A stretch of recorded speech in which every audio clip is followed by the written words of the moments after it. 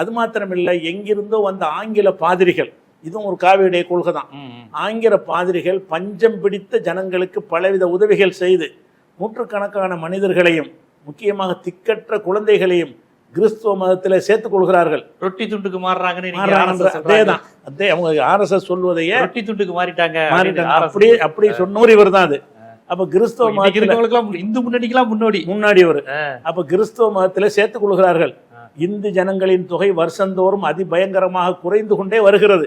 மடாதிபதிகளும் சன்னிதானங்களும் தமது தொந்தி வளர்வதை ஞானம் வளர்வதாக கண்டு ஆனந்தம் அடைந்து வருகிறார்கள்.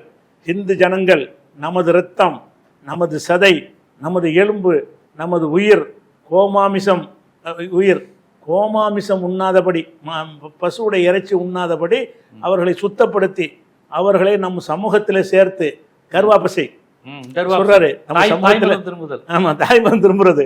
அப்ப சமூகத்துல சேர்த்து அவர்களுக்கு கல்வியும் தர்மமும் தெய்வமும் கொடுத்து நாமே ஆதரிக்க வேண்டும். இல்லாவிட்டால் அவர்கள் எல்லோரும் நமக்கு பரிபூர்ண விரோதிகளாக மாறிவிடுவார்கள். நமக்குங்கிறார் யாருக்கு? காவிகளுக்கு தான் சொல்றாரு.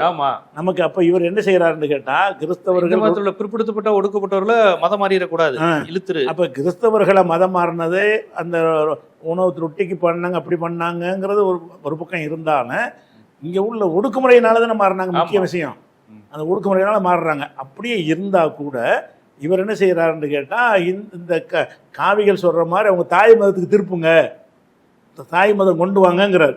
அப்ப தாய் மதம் கொண்டு வாங்கன்னு சொல்லுவது சீமானும் பேசி இருக்கிறார். ஆமா, ஒரு கேட்டதுக்கு நான் சைவ வைணவத்தை சொன்னேன், மாலியத்தை சொன்னேன் அப்படின்னு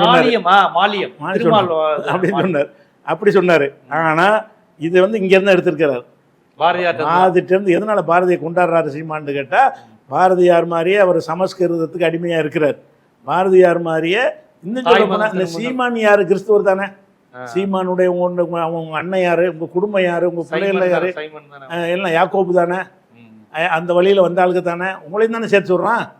பாரதியாரு சீமானையும் சேர்த்தான் சொல்றாரு. நீ காசுக்கு மாறினங்கிறார்.